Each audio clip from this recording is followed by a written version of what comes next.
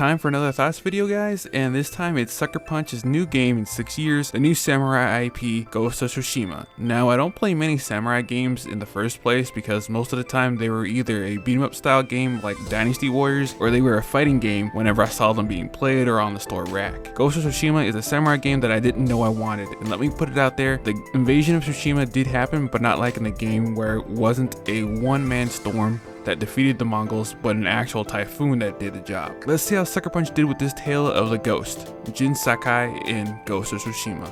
The Mongolian invasion fleet led by Kotul Khan lands on the island of Tsushima. Jin Sakai joins a ragtag force of the island's local samurai led by his uncle Lord Shimura. In an attempt to repel the invasion, the battle ends in complete disaster, with the entire samurai army killed, Lord Shimura captured, and Jin wounded and left eating sand. Jin is found and nursed back to health by a thief named Yuna, who informs him that most of Tsushima has already fallen to the Mongols. Jin then attempts to lone samurai Koton's stronghold at Castle Kaneda in a desperate attempt to rescue his uncle, but Jin can't even pose as a threat to Koton in combat and is thrown from a bridge. Jin realizes that he can't win the war by way of the samurai, thus Jin begins searching the island to recruit allies and learn new fighting techniques to aid in his quest to gain an advantage over the Mongol forces and rescue Lord Shimura. He manages to recruit Yuna, her brother Taka the blacksmith, and master archer Ishikawa sensei, the female samurai Lady Misako, and his old friend and Ronin Ryozu. As Jin kills an army of Mongols, the locals begin to revere him as the Ghost of Tsushima, spread by Yuna and her brother, to inspire and give the people of Tsushima hope that they can win against the invasion. Taka crafts a special grapple hook that will allow Jin to scale the walls of Castle Kaneda, and he calls for his allies to commence the rescue mission. Unfortunately for Jin, his best friend Ryozu betrays him. We find out that he always felt inferior to him ever since the sword tournament, as Ryozu saw this was his only opportunity to become samurai. Jin washed him, and no lord wanted anything to do with Ryozu, so Ryozu saw this opportunity to become what he wanted, everything that Jin was. So he was going to collect a bounty on Jin's head, but Jin managed to fend him off, free Lord Shimura, and retake Castle Kaneda. Unfortunately, Koton already left to conquer Shimura's castle, so to retake Castle Shimura, Jin continues to recruit more allies like Norito and his warrior monks along with the soldiers of the Yarikawa clan. Jin faces his demons and recovers his family's armor and heads out to confront Ryozu. He ends up being captured by Koton, who asks him to surrender and become his servant. When Jin refuses, Koton kills Taka as punishment for inspiring his people to fight back. Shimura then leads a full assault on the castle and is able to push the Mongols into the inner keep. However, Koton resorts to guerrilla tactics that inflict massive casualties on the samurai. Realizing that more lives will be unnecessarily lost in another frontal attack, Jin infiltrates the castle and sneaks poison into the Mongols' food. He then confronts Ryozu again and kills him in a duel to the death. The castle is taken bloodlessly thanks to Jin's shinobi tactics. Koton again has left to set up bases further north, while Lord Shimura is furious that Jin would resort to a tactic as dishonorable as poison. Knowing that the shogun will want to have someone executed for this, Lord Shimura asks Jin to blame Yuna as the scapegoat, but Jin refuses, saying that he is the ghost, and instructs Yuna to head north to find the Khan. Jin tracks down Koton, but he discovers that Koton has learned how to recreate the poison he used against them, and is now using it against the people of the island. Jin gathers his allies again and assaults the Khan's final stronghold in Port Izumi.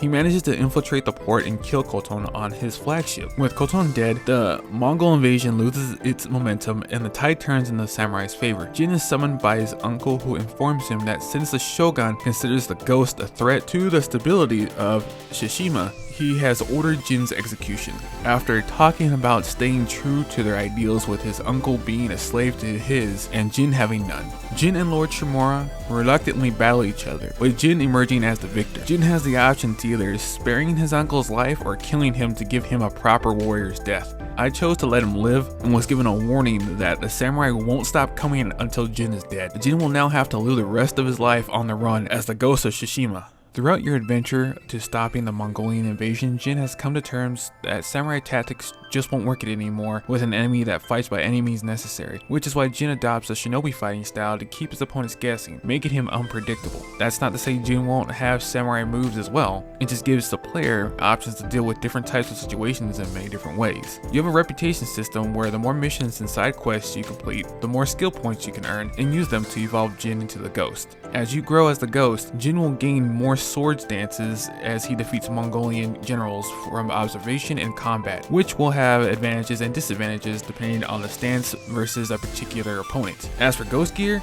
they will unlock as the story progresses, so you won't be able to max out the ghost abilities before you end the first act. Some of the ghost ability tools are like roll, which allows Jin to negate fall damage from heights, to throwing multiple kunai at enemies, and even chain assassinations, be it in a smoke bomb or catching them by surprise. There's one stance in the game called the ghost stance, which acts like a rage meter but with a catch. In order to use the ghost stance, you have to successfully kill 7 enemies to fill the bar without any damage, but at any time, even if the bar is filled and you get hit just once, it resets the meter, which is a good trade-off because it is very powerful, as when activating the ghost stance, enemies will go down in one hit unless it's a boss, and will fear you, meaning they will do nothing as you slaughter their comrades. This also works on bosses, but it's not a one-hit kill. From what I've seen, you get 4 hits before the bar empties.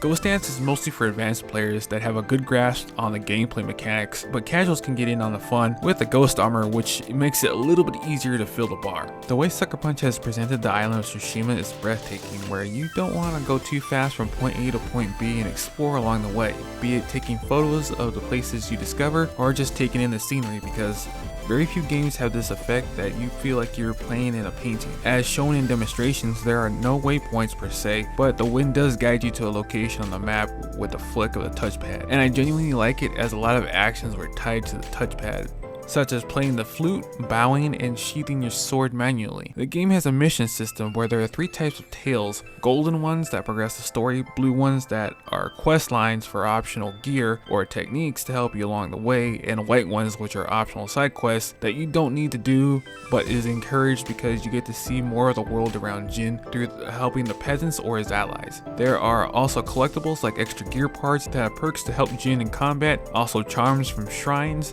These were fun to me because they were platforming challenges, seeing how well you know the terrain around the island. But to complete, you can get a charm that augmented something like 25% at causing fear to a foe, or more health and less damage, so it would be wise to seek out shrines for help. They also have fox dens where you follow a fox to a statue of a kami to pray to. The more you find, the more charms you can wear, and eventually you'll be able to increase the charm's effectiveness by finding them all. Another collectible, the onsen, spread all over Tsushima, and they give you a small reprieve to see what Jin's thinking about, plus increasing the overall health in the process. Finding them all to see how Jin is coping with the events of the adventure is cool to me. Resolve is a meter Jin uses to self-heal or execute special techniques that he has learned throughout his journey. You can increase his resolve by finding bamboo cutting stations around the island. The last thing I want to talk about are the epic tails. There are 7 of them in the game that activate during the campaign. If you come across one, take it because the item it gives could be extremely helpful, like the Heavenly Strike technique. In exchange for 2 resolve, it allows Jin to do a fast and heavy horizontal slash that can break guards, to getting the 2nd or 3rd best armor in the game, depending on the charms attached based on the stats, which is the Kosaku armor. Some of these quests, they have the best boss battles in the game because it's a duel of skill in a 1v1 standoff with no tricks, so your ghost tools and abilities can't help you here. There are over a dozen duels in the game tied to the epic quests, which are the most fun to do because they make you go off the beaten path to find legendary items or a challenge for a fight. This is a love letter to samurai movies through and through. It gives the player a feeling of what it was like to be during the first Mongol invasion, be it a little fictional, and what it meant to be samurai.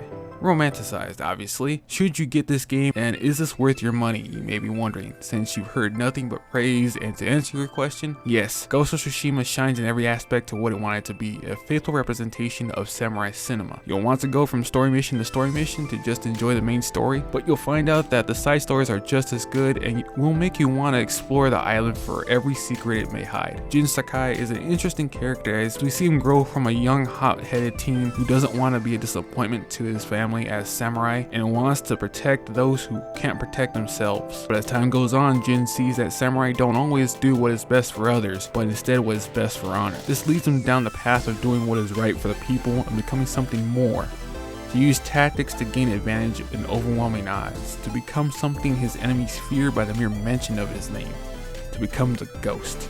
And that should be my thoughts on Ghost of Tsushima. In the comments below, tell me what you thought of the game. But that being said, stay safe guys, and I'll see you on the next one. Man, it's fucking hot outside. I wonder if it would be alright need to leave a few ice blocks out around the house to cool down. With my magic, it should be as easy as making lemonade.